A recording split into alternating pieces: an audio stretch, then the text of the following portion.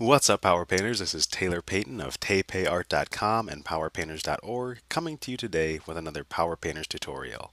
So in this tutorial, I just want to do a little bit of sketching and talk a bit about something that I've been seeing a lot lately that I think is an important matter I really want to address. It's not only been happening a lot in the comment section of some of my YouTube videos, but it's also been fairly prevalent in a lot of the online forums and communities that I've been frequenting. And that's people, or more accurately, artists like yourself, like myself, like most people who are going to be watching this video, having copious amounts of self doubt. And this self doubt comes in a variety of packages. It could be very severe, it could be mild. And I think a mild case is typically a little more easy to deal with rather than some incredulously nearly crippling self doubt when it comes to your own artistic sensibilities.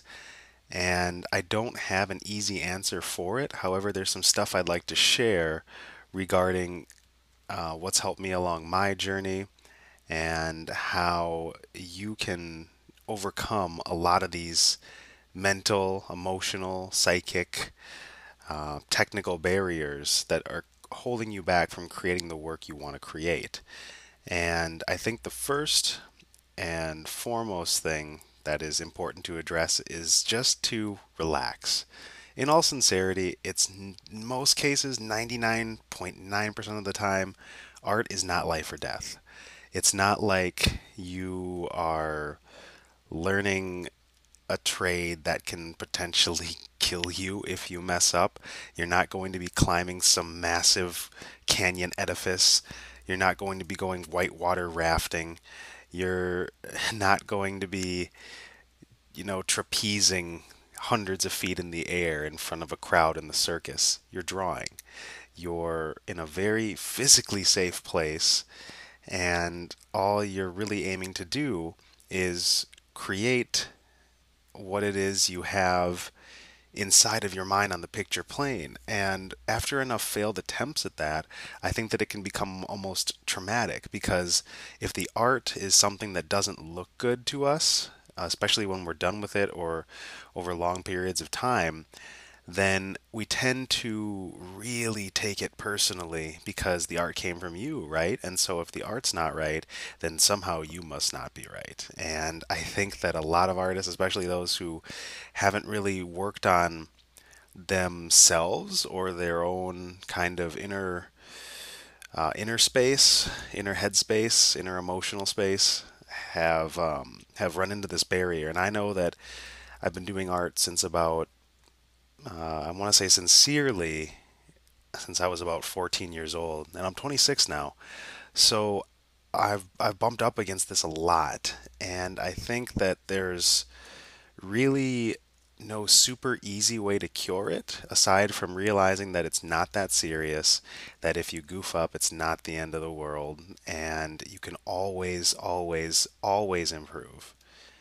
Literally, there's nowhere to go but up. If you want to go down, you can, and if you continue to look for all these negative elements that are going to hinder your artistic progress, you can certainly do that as well. But there are fundamentals. There are things that the masters have laid down, and there are hundreds of art books, and there's always room to improve. There's always time in your day. In pretty much every single case, most of us waste at least an hour and a half to 2 hours doing something that we don't need to be doing and isn't benefiting us as like a whole. It's not adding anything really. It could be like scrolling a social media feed or watching a show that really doesn't contribute to anything we want to do creatively. And we just have to take that time and convert it into practice time and start practicing something deliberately and choose our subject matter carefully. A lot of people get really frustrated when they hit these walls and they think that it's just like the end of their talent or that they started too late or any other conceivable notion that like tries to walk around the fact that we're just not good enough based on the results we're getting. And the art is bad, we feel bad, and that's just no way to operate in my book because you're not going to improve from that place. It takes you to a mental headspace and an emotional space that isn't all that productive. And even if you can manage to force yourself to make art when you're feeling really not great about it, it's not going to be the best art you can possibly make, right? It's going to be a shadow of its former potential because you're in a state that isn't going to serve you. So the next thing you want to do after you realize that it's not that serious is that you want to cultivate a different state. You want to think of a time when one of your pieces did succeed or when you felt good about something you made, even if it's not artistic. You can feel good about an achievement. You can visualize it in your mind when you won something or you made it through something that you didn't think you could make it through or was really hard to get through. And you call up the strength from that memory, which will permit you to actually start cultivating a different state. You don't have to end up in this mental mire.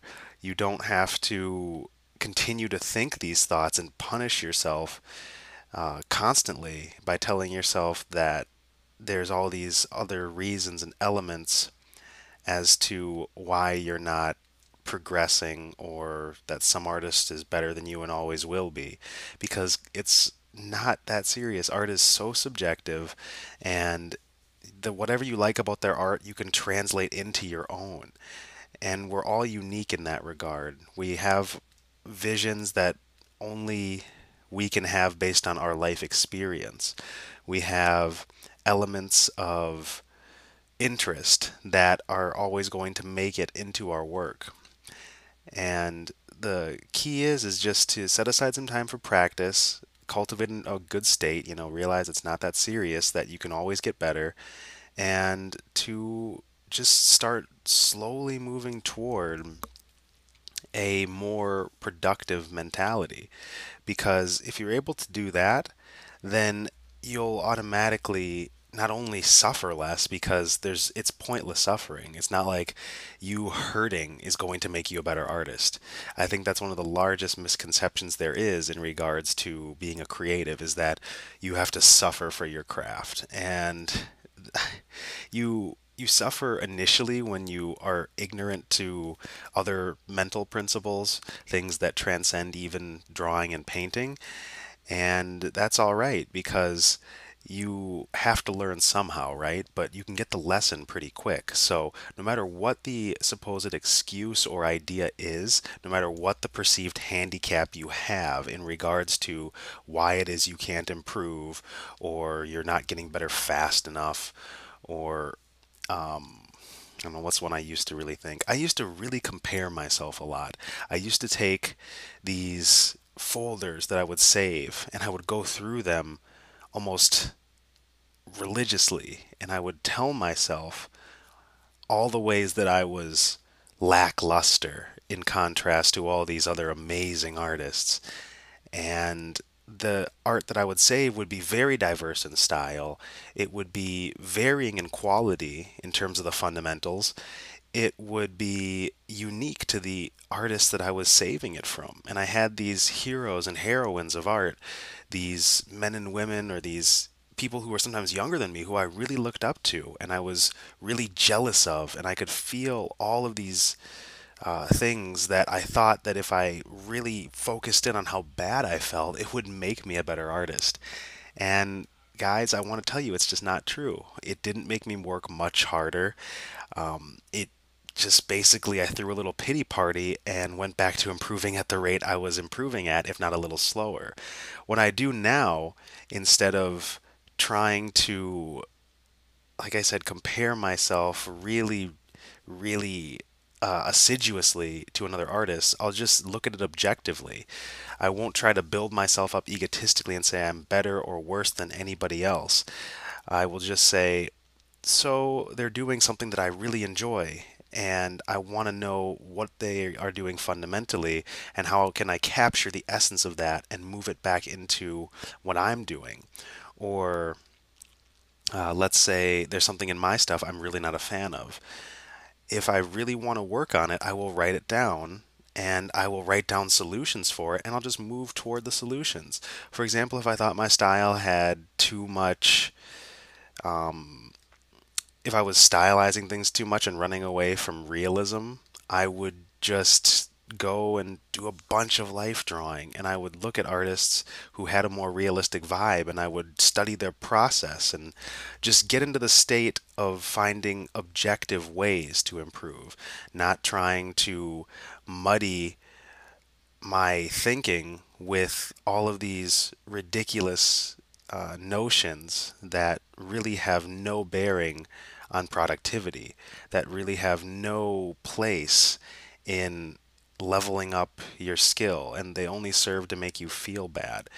The only time I can really sort of dive into a headspace that I have a hard time working out of nowadays is if I know I'm not actually following through on things I want to follow through on.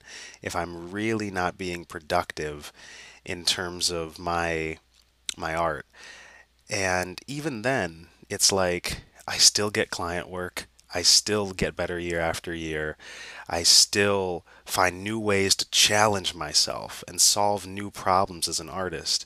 And so I don't fall into these same traps I used to, like I started too late or I started studying too late or I'm never going to be as amazing as X artist. It's all so subjective. It's your personal journey. It's just really about where you're going with it and seeing the art come out of you and what that means to your own development and your own process.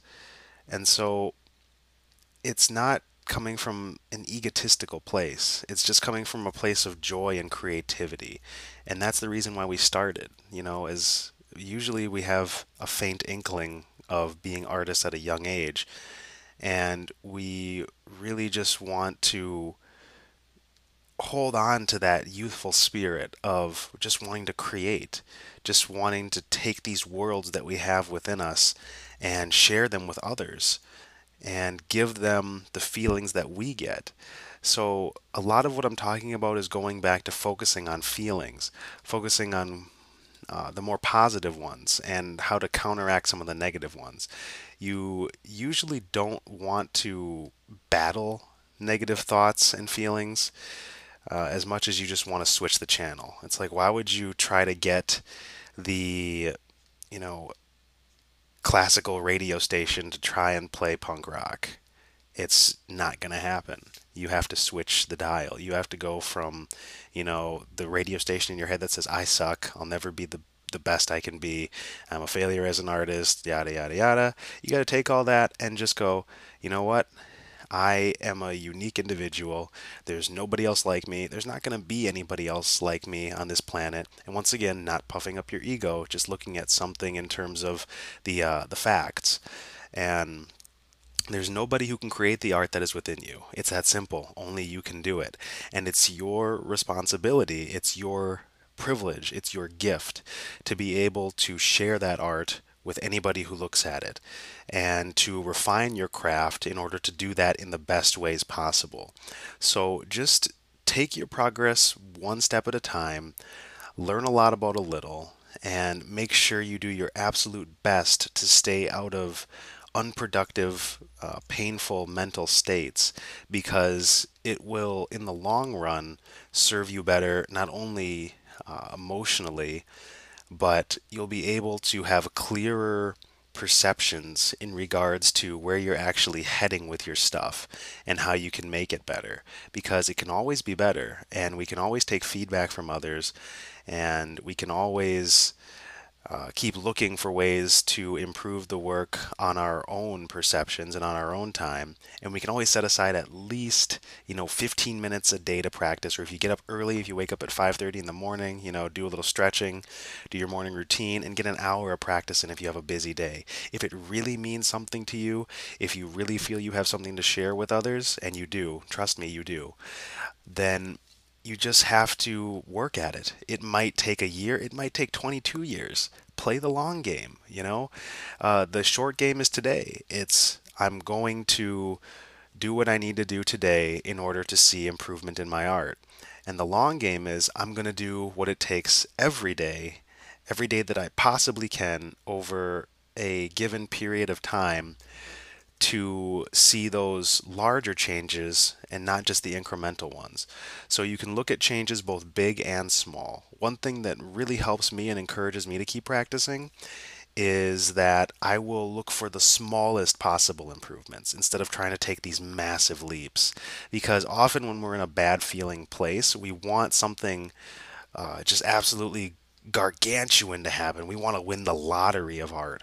We want to see an overnight change in what it is we're doing so that we can feel better because objectively, outside of us, things are better. But that's, once again, not the case. We know that that's not how it's going to work. We know deep inside ourselves that there's not going to be this massive revelation within that somehow our art just levels up insanely. There are times where you can be working at it for, a couple months and see some massive improvement, especially if you're really putting in the time and you have the proper variables in place, like working from a master's book or having a mentor or taking the right course and following through on that.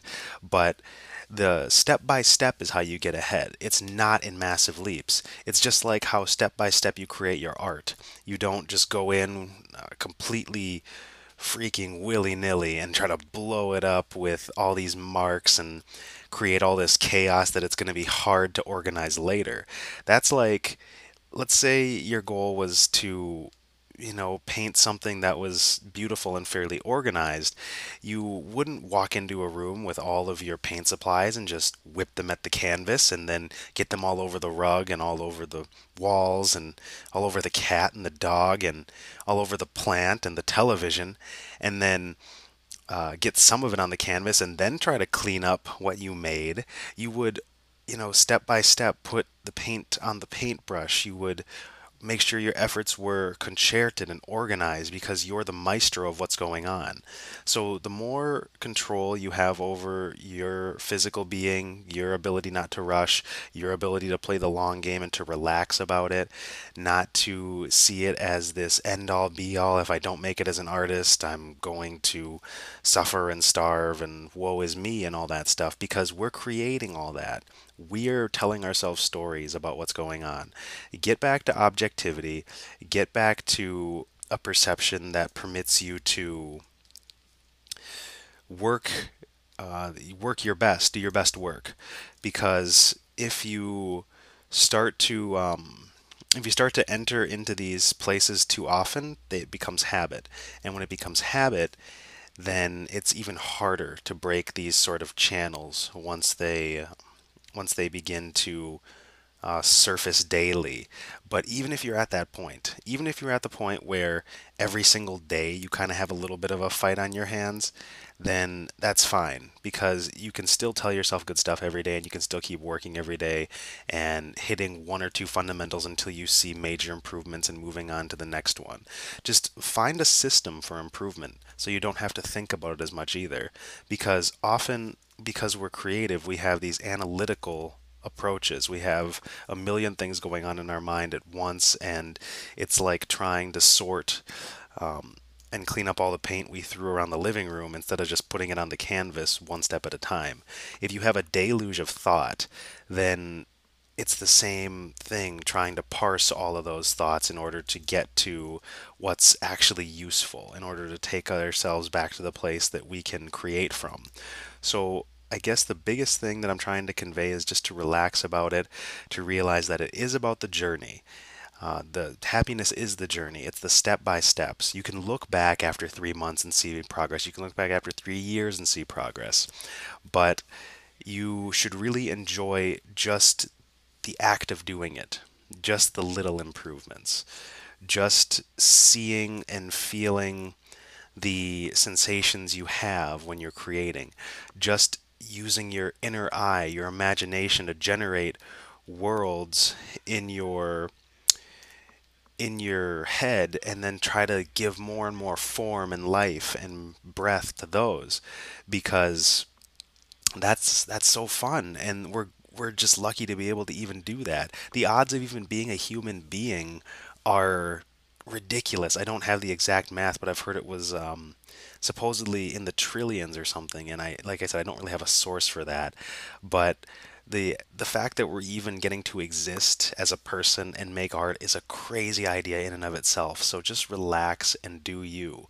Make the things that you were put here to make, and make it easy on yourself. Don't suffer unnecessarily. Don't allow yourself to go to mental platitudes where you're not going to do your best work, where you're going to harm yourself in the process. Just learn to control your state and your mindset as easily as you can learn to control your brushwork or what have you. And it'll serve you really, really well.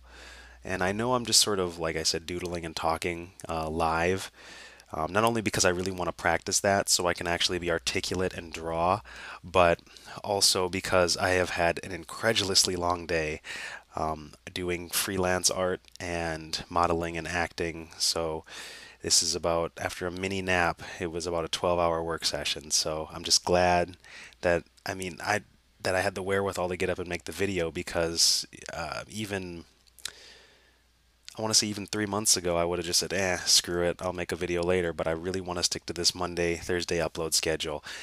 Commitment and consistency are huge, especially when it comes to a project that you're, getting tired of, or and I'm not saying I'm getting tired of this. I'm just saying that there's going to be times where it's going to be difficult to do this, and you have to work through it. You have to go from someone who quits when it gets hard to someone who persists.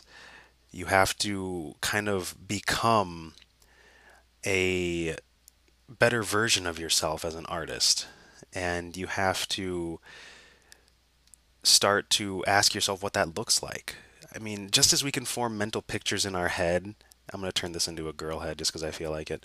Um, just because we can form mental pictures in our head of our art doesn't mean we have to limit it to our art. We can also form those pictures in regards to how we want to be, within reason of, as people, as artists, as creatives. What do you want your art to look like? How do you want to convey your particular uniqueness? What fundamentals excite you the most? What fundamentals scare you the most? Get to know yourself as the artist. Get to understand what elements you need to work on in order to see the most improvement in your stuff. It really doesn't take a whole lot of rocket science. It doesn't take a whole lot of fortitude aside from just having a little discipline to maybe write it down and then act on it. So I guess all in all, I really just want to ingrain in you. I want to inculcate the notion that your art is worth it, you're worth it. Don't worry if you're progressing fast enough. Don't worry if you're ever going to become one of the greatest artists of all time. Just don't take that as your absolute. Don't take that as something that has to happen. Just be grateful for the process. Be happy that you get to create on in this human experience that we get to have, and be happy that you can always make it better. It's not the end of the world if you don't if you have a crappy piece or if you make a bunch of mistakes and have to start over. It's not the end of the world if someone says something awful about your art. It's just not. You're going to make it. You're going to pick yourself up and become stronger for it. This journey, it's not the easiest one. As an artist, we struggle with a lot of different emotions and a lot of different aspects of our personality that might, be considered crazy to some. Like, why would you want to do this if it makes you so upset? And it's like, I just really care a lot. So learn to harness some of that in a more positive way. Take that entropy and that energy and transform it into fuel. It doesn't have to be a a burden as much as it can be a drive.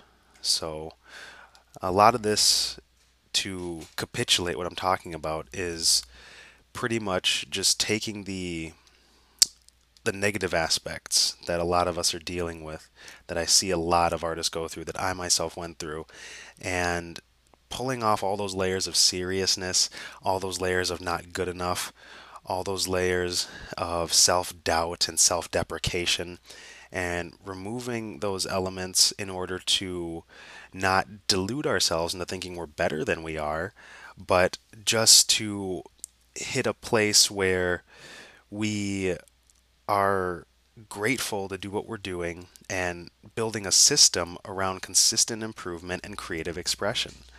So there's going to be some elements of, I want to say, it's not quite virtue. I mean, virtues will help if you want to write down a list of virtues, but you're building sort of a system of habits and rituals that allow you to consistently flow through your work, flow through your practice sessions, and get clear about where it is you're heading as an artist. For example, this year I'm focusing much more on my drawing than I ever have. I'm painting only when I have to for client work or when it's absolutely necessary for me in one of my personal projects.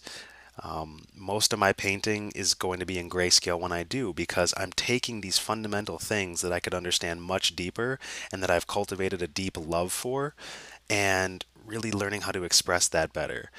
And following a certain drawing course, the Barg drawing course, in my sketchbook, so I can do it traditionally so I don't get lazy with digital.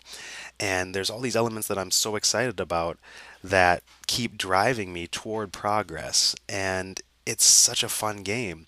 And I know it's taken me years and years to get here. So even if you see yourself as somebody who's just starting or who has started and stopped a lot, know that you can create at levels that you had before only dreamed were possible, and you can cultivate habits that will basically remove a lot of the more unfortunate aspects of guesswork from your stuff, and you just start to let it flow. And there's no feeling quite like being able to create your art and just let it kind of do what it's going to do, not try and alter it in any crazy way. Just putting in your practice and applying it and giving form to your characters. So a lot of it is about gratitude, a lot of it is about persistence, a lot of it is about grit and self-discipline. But in the end, uh, all of this only matters as much as we let it matter, and we're all going to be able to take what it is we're creating and hopefully transfer that into goodness for others as well. So be able to use this technique, or these set of techniques, these artistic tendencies, these creative faculties that somehow call to us, no matter where we're at in life or no matter what it is we go off to do, and modify that energy to give us a unique perspective and give others that perspective as well. Because you can also make it about not just your own creative path or creative journey, but helping others. That's why I even opened the channel in the first place when I graduated college 3 years ago, because I knew that it would permit me to reach artists in a way that I had never been able to do before. And it would also force me to double down on who I was so that I could actually convey useful concepts and ideas and even start expressing myself better to inspire others. And it's become, there were times where it was really hard. I'm not going to like sugarcoat it. There were times I wanted to quit Power Painters because I was doing not making enough money freelancing, and like a bunch of life stuff happened. But those were always just waves, and I rode them out. And even if things get tumultuous for a little while, you have to persevere. And even if it's not where you think it should be, if you're not making enough money freelancing, go get a job, go get a part-time job or a full-time job. Find something else you can do on the side. You don't have to make money doing this either. In fact, I've had to come to terms with a lot of that when I'm doing freelance for clients, is that I don't want to study as much. Like the hunger to study is gone because I work so hard on the stuff I'm doing for them that it becomes a chore more so, and it messes up my habit patterns, and so I have to recalculate that. It's a lot of recalculation and recalibration. It's a lot of testing and failing and having a couple irons in the fire and moving the ones that are getting hot and striking those, and the ones that are still staying cool and not working so well, getting rid of them, because it's only going to probably continue to be entropic in nature. It's going to be a drain rather than a boost. Yeah, I'm starting to feel a little better about my ability to draw and articulate to you guys. Hopefully, I'll be able to maybe even do some live streams soon. That'd be kind of nice. But yeah, overall, like I said that a million times already, though. But yeah, just despite the rant, I'm just trying to convey some of these things that I've learned in terms of making better art and having a better time making that art. Because if you're too deeply ensconced in your own, poor methods of thinking and woe is me, pity party reality tunnels, then it's going to obviously start affecting your ability to create at the best level. So work on yourself. Maybe learn to do a little meditation, or at least bring yourself back to the art, back to the present. Uh, Try to monitor your thoughts. Like, what's going on in your head as you're drawing? Are you like deprecating yourself the whole time? Is it a peaceful thing? Is it meditative almost, or is it, more of a is it a bad experience? Because you have to look at these things. Every part of the process can be examined and fortified or done away with if it's not useful. So a lot of this game is consciousness and awareness, placing our attention on certain things in order to get the results that we're looking to get. But even then, it's not always about the results. The results are only one aspect, the other aspect being the process. So learn to love the process too.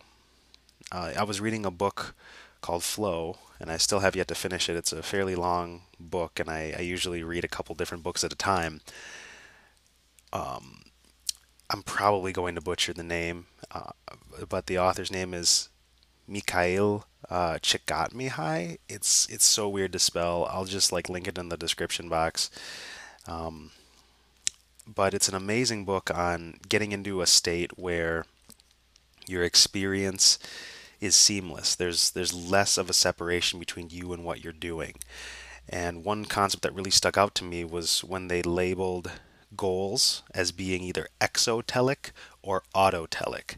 Exotelic being really focused on the result. So if you're saying 5 years from now, I'm going to be the best illustrator and concept artist in the industry, I'm going to create the most rad IPs, I'm going to be the number one top sauce hot dog boss, then you will have an exotelic goal. And there's every single thing you're doing is moving towards that. But if you're not enjoying doing it, then that process is going to be very hard to bring to fruition. Likewise, if you switch over to an autotelic goal, which means a goal that's sort of more internal, like I just really love drawing, I love expressing myself through this art, and I love learning new ways to do that and finding as many ways to improve as I can and studying, one or two fundamentals until I really have those, and then moving on to some other ones that still challenge me. And it's just so much easier to hop into that state then because you're not going to be so jammed up in what isn't already here. You're not pushing yourself so far away from the moment and far away from the art by proxy because you are splitting your consciousness and missing out on points of joy you could be hitting simply because you want to reach this thing that's more than 1,000 days away, and that's just way too exotelic. And I used to be like that. I used to really want to be the best of the best of the best and compete with everything and always have this drive that was sickening. It was hurting my stuff more than it was helping it, and it blinded me to ways I could improve, and I always just felt overwhelmed. It never reached the point where I was just doing it for pleasure. It was rarely did I feel pleasure unless a piece came out what I considered to be really good. And then I would chase that feeling for a while, and if all my following pieces didn't measure up to that one that came out really good, then it was just more pain, more pity party, and more of a frustrating and fatiguing time. So I started to read books that would allow me to heighten my sensibilities, that would allow me to have clearer perceptions and more positive sessions with my art. And now I realize more than ever that no one's going to make the stuff I'm going to make. No one's got the exact ideas I have. And I am going to grow at my own rate. And there's other ways I can even express myself. It doesn't even have to be through art.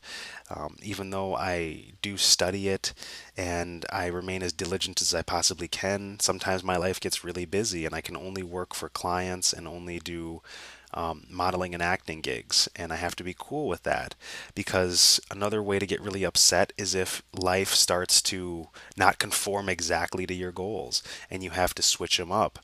I used to get really mad at that because I'd be like having all these responsibilities that adulthood starts to pile upon you.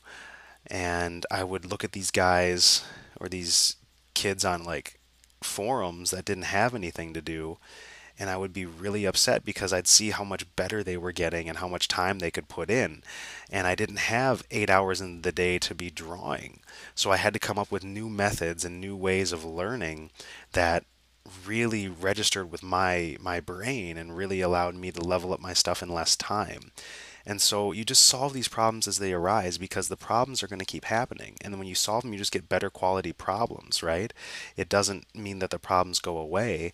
It means that you have transcended the previous ones and you get to a point wherein you can start to take on the newer ones. So once your heads are looking reasonable or solid, like these are from imagination and constructed or whatever, then I would move on to doing a ton of bodies or figures.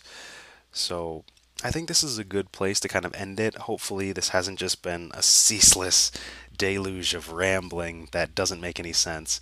The main points I wanted to convey, like I said, are just relax about your art. Always find the best state you can be in, cultivate a really good state to create, and just take it one step at a time because step by step you get ahead, not in massive leaps. Read books, even if they're not books about art. Improve yourself, work on your thoughts, work on being aware. And all these things, if you just focus on one of them, you will see improvement in your art and in your entire existence. And the more I work on my art, the more I work on myself, the more I realize that none of it is perfectly extricable. You can't pull anything too far away from the whole picture. So we want to have these awesome lives that are balanced and, beautiful and have a flow to them. And there's going to be ebbs to those flows, but the more that you're able to maybe use art as a means to create and convey your ideas and work on yourself, the better time you will have weathering it when things do get stormy, or when you do feel like you are overwhelmed or finding it really hard to continue on your path. So don't give up. Even if it's been 8 years since you've drawn, pick that pencil up today and just doodle. Don't be too concerned about the result. Be happy that you even get to do it. And then if you want to keep working on it, then cultivate that desire and realize you have something to say, you have something to share. And it is your responsibility to, let out all of your best work before, you make your way to the end of your life. Sometimes I think about like deathbed decisions. Um, that's a whole nother topic. I could actually get into this for a little while. I'm not going to do too many of these videos. I'm going to try and answer more of your questions in the comment box or on Instagram, just because that's easier. Um, but yeah, I hope you guys got to see a little bit of insight into how I work from imagination and some of the things that have kept me going and have really allowed me to ascend beyond previous limits I had placed on myself, or had perceived in myself prior to any of this, because all I want to do is share the stuff that works. And if you like it, you can go to powerpainters.org and subscribe to the mailing list for about 1 or 2 emails a month, where I will be sending you updates on all things Power Painters. Maybe it's a couple batches of videos and like what's going on with the different courses or things of that nature. There's the Power Painters Gumroad store in the description box too, if you want some of those courses where I talk about fundamentals and how I sort of structured my learning regimen to improve at a rate that before I had thought was not possible. So I use a lot of those tactics and techniques in those courses, particularly the beginner drawing course and the Power Painters Platinum package. So thank you for listening. I hope this resonated with you in some format. Maybe some little gold nugget you can take away from this has landed in your ear. And yeah, I'm really grateful to all of the subscribers. So like, share, subscribe if you will. If you got anything from this video, I would appreciate it if you tag somebody or share it. Help me get the message to more artists, because I feel like this stuff doesn't get talked about enough. That's why everybody's in so much pain and suffering. And I know I didn't talk about it for a long time, and I think that it's important to be vulnerable, it's important to share, and it's important to continue to aid our fellow creatives, because we're all in this together, we're all unique, and we're all moving toward different echelons and epochs of our creative fecundity. So there's a bunch of really expensive words for you. I hope you enjoyed this talk. I'm Taylor Payton of tapeart.com and powerpainters.org, and I will see you in the next video on Thursday. Take care, Power Painter. Happy creating.